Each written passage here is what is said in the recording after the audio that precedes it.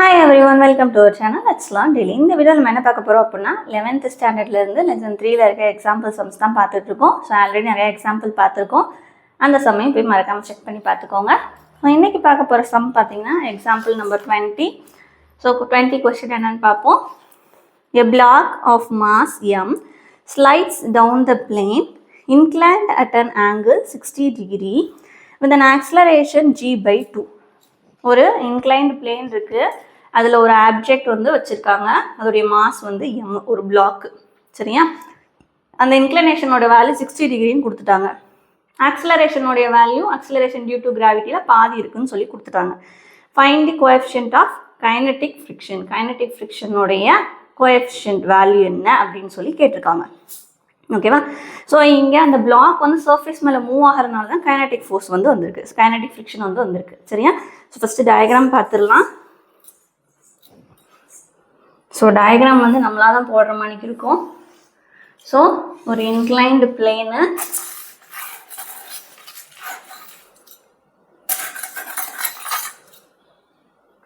Scale use பண்ணி போட்டுக்கோங்க நீங்கள். ஓகேவா? ஸோ கொஞ்சம் கோணலாக தான் இருக்குது. இது மேலே ஒரு பிளாக் வச்சுருக்காங்க, இதோடைய மாஸ் வந்து எம்.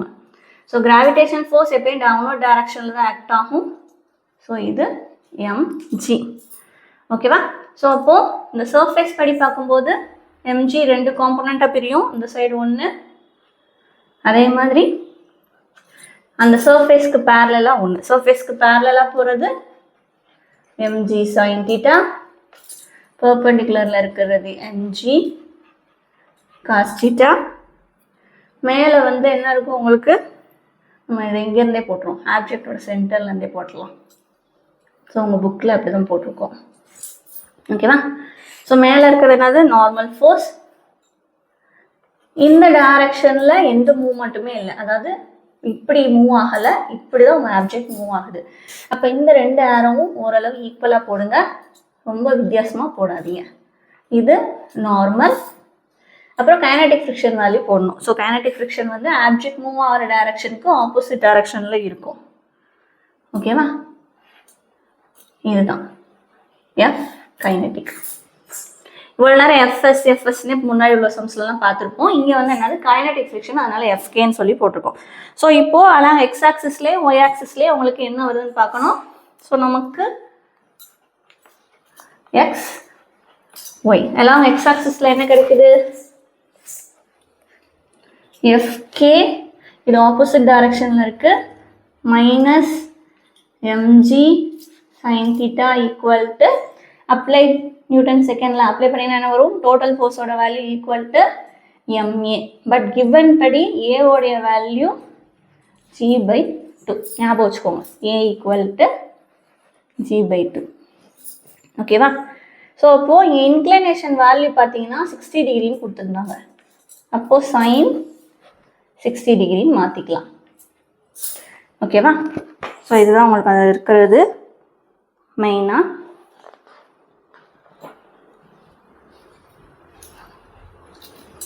ஓகே, ஸோ இதுதான் பாசிட்டிவ் எக்ஸ் ஆக்சிஸ். அப்போது இதுதான் பாசிட்டிவில் போடணும், மாற்றி போட்டிருக்கோம். இது பாசிட்டிவ், இது நெகட்டிவ். ஓகேவா? mg 60 degree minus fk equal to mg by 2. So இப்போ வேல்யூ சப்ஸ்டியூட் பண்ணுங்கள். சைன் 60யோட வேல்யூ எவ்வளவு, √3/2.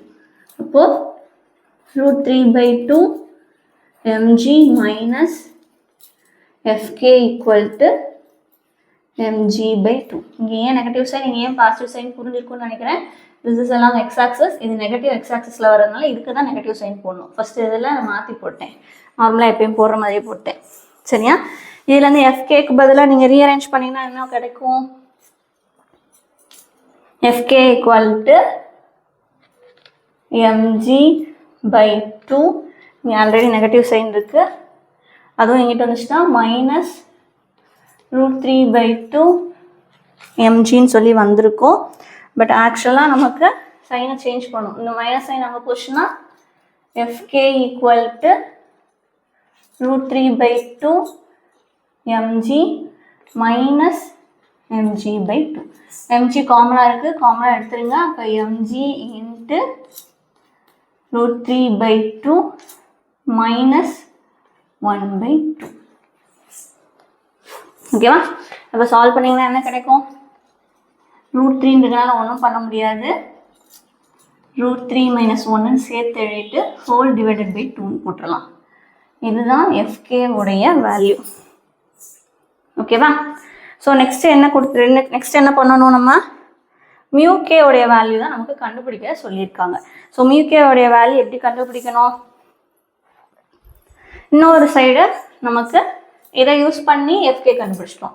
அப்போ இதை யூஸ் பண்ணி மியூகே வேல்யூ கண்டுபிடிச்சிடலாம். ஸோ அதுதானே போட்டுருக்காங்க, அதுதான்.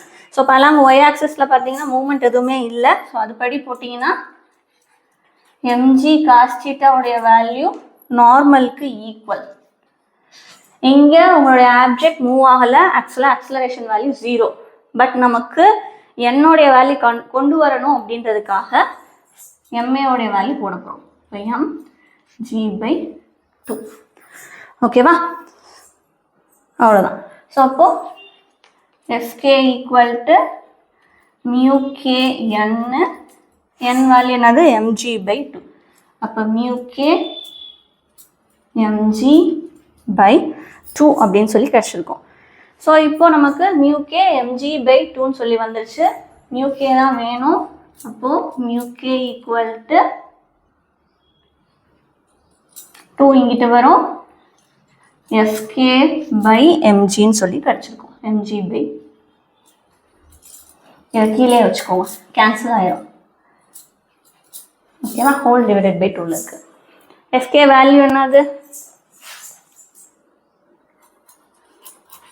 இந்த 2 இதோட சேர்த்து எழுதிக்கோங்க. mg/2 √3 - 1 whole divided by mg/2 அப்படின்னு சொல்லி கிடச்சிருக்கோம். ஸோ இப்போ கேன்சல் பண்ணிங்கன்னா மியூகே உடைய வேல்யூ √3 - 1ன்னு சொல்லி கிடச்சிருக்கோம். அப்போ நம்ம இங்கே என்னென்ன ஃபார்முலா யூஸ் பண்ணியிருக்கோம்? FK mg sin θ. இந்த டைரக்ஷனில் மூவ்மெண்ட் இருக்குது. ஸோ நியூட்டன் செகண்டில் அப்ளை பண்ணியிருக்கோம். அப்ளை பண்ணும்போது mg sin θ - fk = ma. ஏவோடைய வேல்யூ g/2 கொஸ்டின்லேயே கொடுத்துட்டாங்க. இன்க்ளினேஷனோட வேல்யூ 60 டிகிரின்னு போட்டாங்க. 60 டிகிரி sin 60 டிகிரி √3/2. சால்வ் பண்ணிங்கன்னா எஃப்கேவோட வேல்யூ கிடச்சிரும். இந்த இருக்குது சரியா? ஸோ ஆக்சுவலாக இங்கே நம்ம சப்ஸ்டிட் பண்ணும்போது இது எப்படி போட்டோம்? mg/2 √3 - 1 போட்டிருக்கோம்.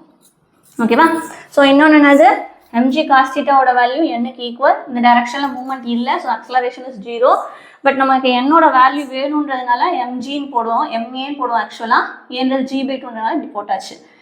ஸோ நமக்கு ஆல்ரெடி தெரியும் ஸ்டாட்டிக் ஃப்ரிக்ஷனில் மியூஎஸ் என்னுக்கு ஈக்குவல்.